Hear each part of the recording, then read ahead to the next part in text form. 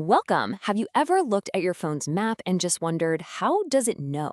How does it pinpoint your exact location on this huge planet? Well, it all comes down to a really clever global toolkit.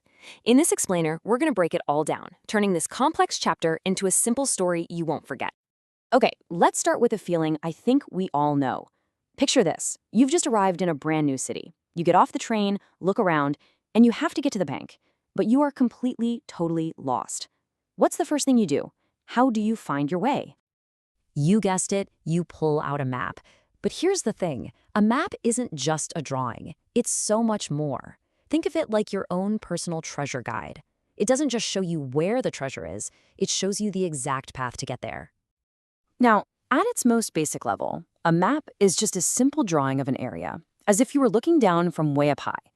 But to make that simple drawing actually useful, to turn it into a powerful tool, it needs to speak a very specific language. And that language has three key ingredients. First up is scale. Scale is the magic trick that lets us take a huge city and shrink it down to fit on a piece of paper or a phone screen. It's basically a rule, right? Something like, okay, 1 centimeter on this map equals 500 meters in the real world. Suddenly, these huge distances become easy to manage. Next, you absolutely need direction. A map without direction is pretty much useless. Most maps will give you a big clue, an arrow pointing north. And once you know where north is, figuring out south, east, and west becomes a piece of cake. It's like having a compass built right into the page. And the final ingredient? Symbols. Think of these as a visual shorthand, a universal language that everyone understands.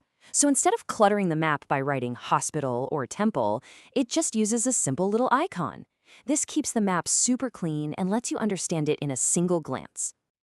So these three things, scale, direction, and symbols, make maps absolutely perfect for navigating a city. But what happens when we zoom out? And I mean way out.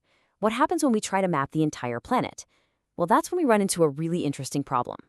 You know, this isn't a new challenge. More than 1,500 years ago, the incredible Indian astronomer Aryabhata figured it out. He said the Earth is spherical, and that simple fact is the heart of the problem, because mapping a round object is totally different than mapping a flat one. Just think about it this way. It's often called the orange peel problem. Go ahead, try it sometime. If you peel an orange and then try to lay that peel perfectly flat on a table, what happens? It's impossible, right? It's going to rip, it's going to stretch, it gets all distorted. Well, the exact same thing happens when we try to put our round Earth onto a flat map. So that leads to a massive question.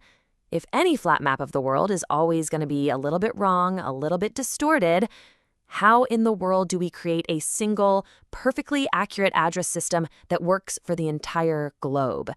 The solution, it turns out, is beautiful and simple. We just wrap the entire planet in an invisible grid, like a chessboard. On a chessboard, you can find any square with a letter and a number, right? Like E4. We do the exact same thing for the Earth, creating this amazing global address system. This grid is built from two types of imaginary lines, latitude and longitude. Latitude lines are the horizontal ones that run east-west, like hoops around the Earth. They tell you how far north or south you are from the equator. Then you have longitude lines. These are the vertical ones that run from the North Pole all the way to the South Pole. They tell you how far east or west you are from one special starting line. And this, right here, is where the magic happens. When you take one latitude line and one longitude line, they can only cross at one single point on the entire planet. That intersection is your unique coordinate, a precise two-part address. For instance, the city of Delhi is located right where 29 degrees north latitude crosses 77 degrees east longitude. And here's a super cool piece of history, especially if you're prepping for exams. That starting line for longitude, the prime meridian in Greenwich, England, that's actually a pretty modern idea.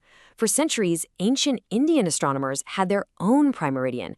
It was called the Madhya Rekha, the middle line, and it passed straight through the city of Ujjain, which was a major hub for astronomy way back then. But longitude is even cooler than that. It doesn't just give us the east-west part of our global address. It has a hidden superpower. It is directly connected to time itself. So how are location and time connected? It all comes down to some simple math. The Earth spins a full 360 degrees in about 24 hours. So if you divide 360 by 24, what do you get? You get 15. Every single hour, our planet rotates 15 degrees. And that is the golden key that links longitude directly to time. Because of this amazing link, time literally marches across the globe hand in hand with longitude. For every 15 degrees you travel east, the local time moves forward 1 hour. And for every 15 degrees you head west, the clock goes back an hour. It's that simple. But can you imagine the chaos if every single town set its clocks based on its exact longitude? That's why big countries adopt a single standard time. Take India, for example. It's a huge country that covers a lot of longitudes, but everyone follows one time, Indian Standard Time, or IST, which is set 5.5 hours ahead of the time at the prime meridian.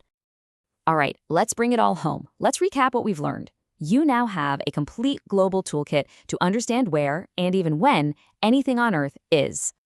So here are the key takeaways. First, we have maps. With their scale, direction, and symbols, they're our perfect guide for local areas.